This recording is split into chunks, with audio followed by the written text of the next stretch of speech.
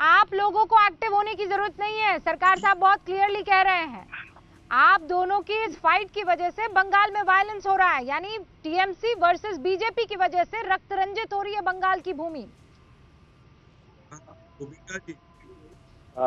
बंगाल में रक्त रंजित इतिहास जो है वो वामपंथियों ने शुरू किया है था।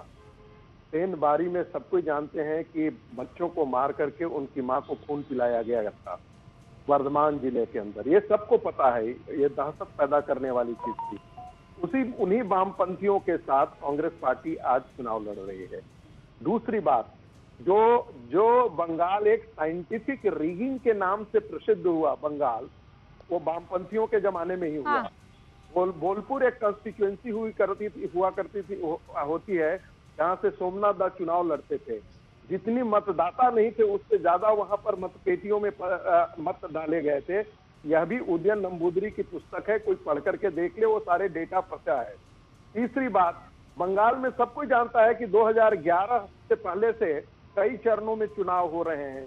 ये इसका प्रमाण है कि वहां पर दहशतगर्द और रक्त रंजित इतिहास वामपंथियों के साथ था और जिसके खिलाफ ममता जी लड़ रही थी। और यही कारण है कि ये कहना बड़ा मुश्किल का, बड़ा गलत लगता है कि शुभांकर जी जब ये कहते हैं कि आप फेयर एंड इलेक्शन कैसे करवा सकते हैं? आखिर वामपंथी लोग भी वही काम करते थे। चौथी बात, आप किनके साथ चुनाव लड़ रहे हैं साहब? आपके अंदर आपकी ही पार्टी के लोग कह रहे हैं कि आप एक ऐसे रेडिकल फैनेटिक ग्रुप के साथ चुनाव लड़ रहे हैं और उसको 37 सीटें दे रहे हैं, जिसका जो एकदम एक रेडिकल इस्लाम का चेहरा है, जो दहशतगर्द का एक प्रतिरूप है, उसके साथ आप चुनाव लड़ रहे हैं और आप सेकुलरिज्म की बातें करते हैं। मेरा साफ मानना है कि जिस रफ्तार से पश्चिम बंगाल के अंदर पलायन हुआ है, खासकर से टीएमसी से और अन्य पार्टियों से भारतीय जनता में जो रफ्तार है और जो संख्या है, ये दोनों इस बात की ओर इशारा करते हैं कि पश्चिम बंगाल में परिवर्तन होना तय है।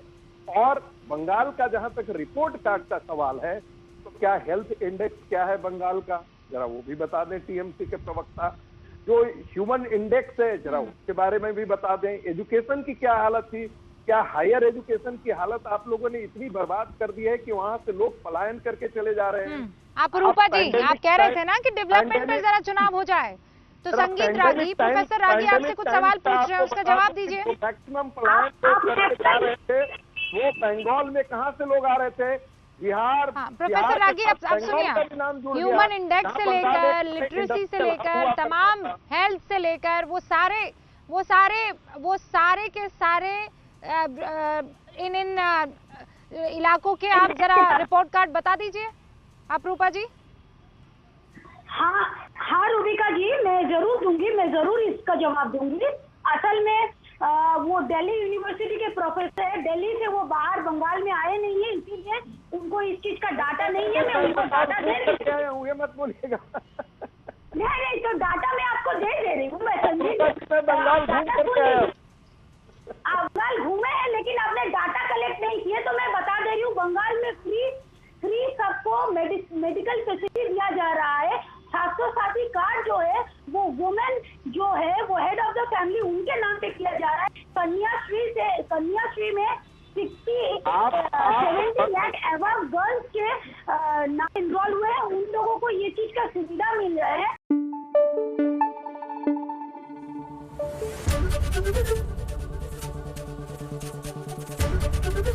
एबीपी न्यूज आपको रखे आगे।